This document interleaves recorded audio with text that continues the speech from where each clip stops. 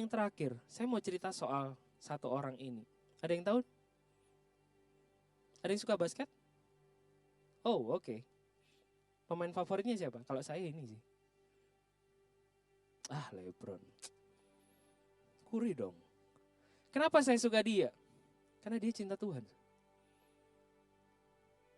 Dia cinta Tuhan. Saudara, Stephen Curry, dia lahir dari keluarga yang cinta Tuhan. Orang tuanya dari kecil selalu membawa dia ke gereja. Nah, sampai ini saya baca biografinya, saudara. Di umur 13 tahun, di sebuah ibadah hari Minggu, dia bertobat. Dia menjadikan Yesus sebagai Tuhan dan Juru Selamatnya. Dan sejak saat itu, dia berusaha melibatkan Tuhan dari semua yang dia kerjakan. Termasuk dalam basket. Nah, waktu dia SMA, saudara, dia ini dipandang remeh oleh semua orang yang melihat dia main basket. Kenapa? Dia kecil. Badannya kurus. Kalau teman-teman tahu basket di Amerika itu badannya gede-gede gitu ya. Karena harus kena body gitu ya. Wah gitu ya. Nah, si Curry ini dia kurus. Dia dianggap kecil, dia dianggap lemah. Nah, waktu dia lulus SMA dan masuk ke jenjang kuliah, di Amerika itu ada universitas yang punya program basket. Mereka punya liga sendiri namanya NCAA. Ya, jadi liga basket universitas. Semua tim NCAA universitas yang punya program basket yang hebat itu menolak Curry. Nggak mau terima. Sampai akhirnya si Curry masuk ke dalam sebuah tim yang namanya Davidson College. Universitas Davidson. Dan saudara tahu, dari orang yang diremehkan, ditolak oleh semua universitas, dia berhasil membawa Davidson College sampai ke babak final 8 besar di Amerika waktu itu. Saudara, sampai saat ini pun orang masih meremehkan Curry. Masih melihat, dia ini pemain yang lemah, kecil, gak mungkin bisa bertahan. Jadi waktu dia masuk ke NBA, liga basket terbaik di seluruh dunia di Amerika, dia cuma masuk urutan ke-7 dalam NBA draft dan masuk ke Golden State Warriors. Dan waktu itu Warriors adalah tim yang lemah, yang tidak diunggulkan, pokoknya kalahan lah pokoknya. Tapi saudara tahu, Curry berhasil membawa Warriors juara NBA 4 kali. Tahun lalu mereka juara. Dia menjadi MVP, Most Valuable Player 2 kali. Dan bahkan di tahun 2016 dia menjadi MVP yang unanimous MVP. Jadi begini, semua panel, semua orang yang punya vote untuk memilih, semuanya milih Curry. Jadi MVP. Pertama kalinya dalam sejarah NBA. Sebegitu hebatnya dia. Tapi apa yang paling hebat buat saya? Yang paling hebat buat saya adalah setiap kali Curry habis masukin bola nih, dia selalu nunjuk ke atas. Gak tahu kalian perhatiin gak kalau lihat Curry main? Kenapa dia nunjuk ke atas? Dia memberi penghormatan kepada Tuhan. Iya. Kenapa dia selalu nunjuk ke atas? Dia mau memberi penghormatan bahwa saya bisa nembak dan masuk, itu karena Tuhan. Asik banget kan? Gitu. Dan yang paling keren buat saya adalah di sepatunya Curry, dia selalu menulis Filipi 4 ayat 13. Jadi ceritanya waktu itu Curry dikontrak sama perusahaan sepatu Nike awalnya. Tapi di akhir masa kontrak itu, Curry ngomong sama si Nike ini, aku pengen di sepatuku ditulisin ayat Filipi 4 ayat 13. Tapi Nike nggak mau, menolak. Dan itu salah satu faktor, dan juga ada faktor yang lain yang membuat Curry akhirnya pindah ke Under Armour. Dan di Under Armour, Curry dikasih kebebasan, mau bikin sepatu kayak apa, mau nulis apa, boleh. Dan sejak itu di sepatunya Curry selalu ada tulisan Filipi 4 ayat 13. Puji Tuhan saya sempat dapat satu sepatunya Curry, beneran. Ada tulisannya, Filipi 4 ayat 13. Wah, saya langsung senang banget. Yeah. Saudara, waktu Curry menang MVP, dia dikasih penghargaan dan dia dikasih kesempatan untuk berpidato. Saya tahu apa yang dia bilang. Dia menegaskan imannya kepada Yesus. Dia mengakui Tuhan dalam kehidupannya. Dan hari ini kalau teman-teman yang tahu basket, dikatakan Curry adalah the greatest shooter. Penembak yang paling jitu yang pernah ada di muka bumi. Dia punya rekor 3 point yang jauh melebihi yang lain. Bahkan dikatakan dia adalah pemain yang merubah cara bermain orang-orang di NBA.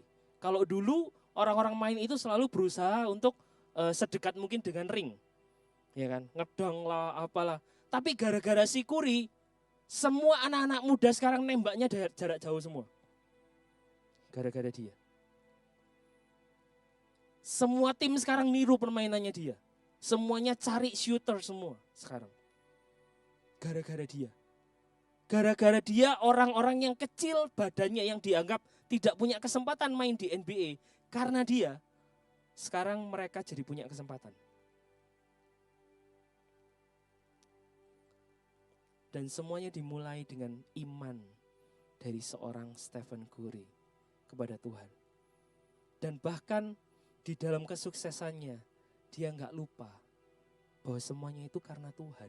Itu kenapa dia tulis ayat ini di sepatunya. I can do all things. Gak cuman ayatnya Filipi 4:13, dia tulis I can do all things. Kalau gak percaya lihat, cari sendiri sepatunya. Dia mau mengakui Tuhan dalam kehidupannya. Dan itu kenapa dia bisa menjadi kesaksian bagi Tuhan di depan banyak orang. Sampai sekarang saya suka sama Curry. Walaupun tahun ini gagal di playoff. Ya kan? Saya tetap tiap kali dia main, saya berusaha nonton ya. Kalau bisa saya nonton pokoknya. Ya, berharap tahun depan juara lagi gitu ya. Amin. Kenapa? Karena saya suka. Dia sangat cinta Tuhan.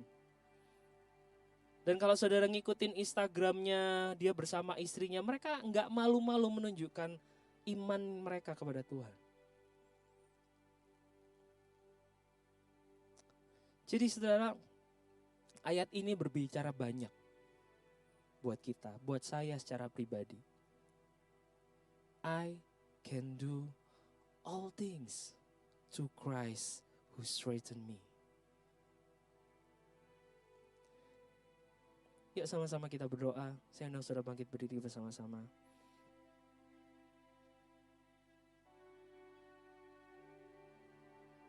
Mari tutup mata sebentar.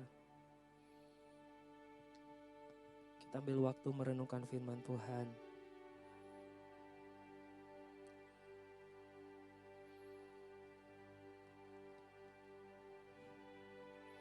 Adakah dari saudara yang hari-hari ini merasa hidupmu sedang berat?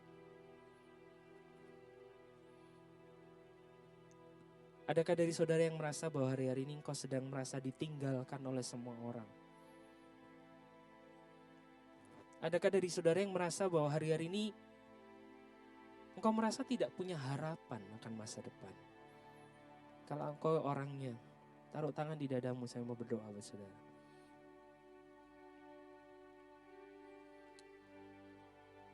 Ralavaya shikirata karalava. Kipata karalavaya syarataka. Kalau aku berdoa, setiap teman-teman di tempat ini yang menaruh tangan di dada mereka.